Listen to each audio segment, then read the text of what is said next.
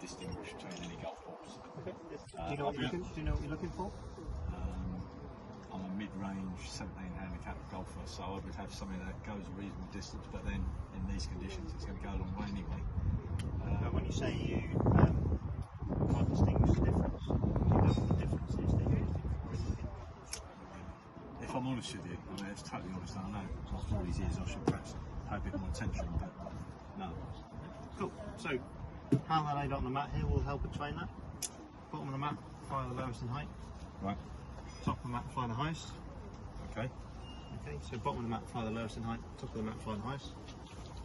Left hand side, when you get your wedges in short shots into the green, they generate the lowest spin, so basically they will roll out the most on the green. Okay, right hand side the opposite, they'll generate the highest spin and stop the quickest.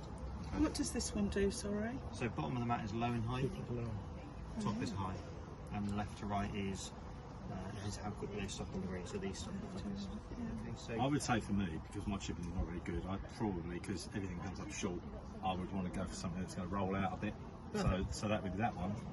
And then that's sort of medium in height, presumably. Yeah, and that's why there's 8 different golf balls on there, because you know, it's matching. It's not necessarily saying that everyone has to be up there. Yeah. It's about matching the product to your expectations and how you like to play the shots. When we test the golf balls, we test them at a variety of clubhead speeds. Also test them at a variety of stripes on the face, and the scale of how they compare to each other is the same across all speeds and stripes. So you might often be told that you need to match the golf ball to your ability or your speed or your handicap.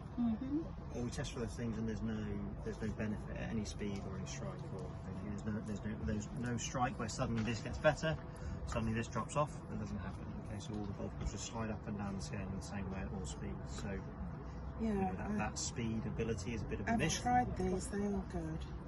The other one that is a little bit of a myth is this word soft. Quite often we think soft golf ball gives me spin and control, hard golf ball gives me distance. It's not necessarily the case. This is the softest golf ball we do, but it gives you the lowest spin.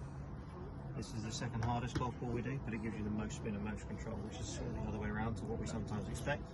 What gives you control in the golf ball is how the layers of the golf ball interact with each other, not its overall softness. Okay, so we can do that in a soft golf ball or a hard golf ball. So that softness, this word soft, just gives you that feel, that feedback on the face. So golf ball selection for us is basically, you know, it's not, like I said, it's not about handicap speed and anything about itself. It's just essentially around what we would call flight, tail, spin. So essentially, where on this scale do you want to be? How much height do you want? How much short game control do you want? And what golf ball you prefer the feel of? Okay, so I reckon I'm about here. Okay, so when you play that, you'd like it to fly a little bit lower and like it to roll out more? Perfect. That. What about yourself? What golf ball do you play with at the moment? Thank you. Thank you. That's interesting. Are these the ones we have with our logo on? Yeah. I always play with them, and I do like them. Okay. But I'm thinking more of what he's got, because I want more roll as well. This is what you play with at the moment? Yeah, I like it. Okay, so that will give you the most rollout. Oh, does it? If we go from here, they'll start to stop a little bit quicker. Okay. So if it's the rollout that you're looking for, then you're probably in around about the right product. But would you benefit from the golf ball flying higher, or are you happy with the height that you get? What do you think, Robert? Well, you don't tend to fall very high. So maybe a little bit more height? Yeah. Cool. Okay.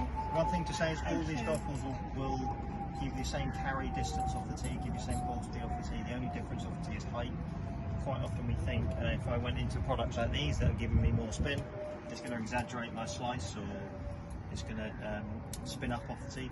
That doesn't happen. All the golf balls will give you the same spin, same accuracy off the tee. They'll develop one that doesn't go out down to Not quite, unfortunately. What about you guys? What golf ball do you play with today? I play Pro V1. Pro V1? X. I'm going to try the AVX, that's right. They're supposed to be lower, aren't they? Lower in flight, you benefit from it flying lower, but still want to stop it quickly? Yeah. Cool. And yourself? What golf ball do you play with? Shrixon ladies ball. Okay. I'm honest, that's what I play with. I hit the ball quite high, but I haven't got a huge amount of speed, oomph with it. So you'd like to hit it lower? Possibly that would give it a bit more speed, a bit more roll. Yeah, so you'd like to roll out more, yeah, cool, we can do that. One thing to say on lady golf balls, for us, we don't make a lady golf ball. No, I we know. don't make men's golf balls either. No. There's no way that product can know whether what your gender is. You know, gender golf balls for us is a bit of a marketing story.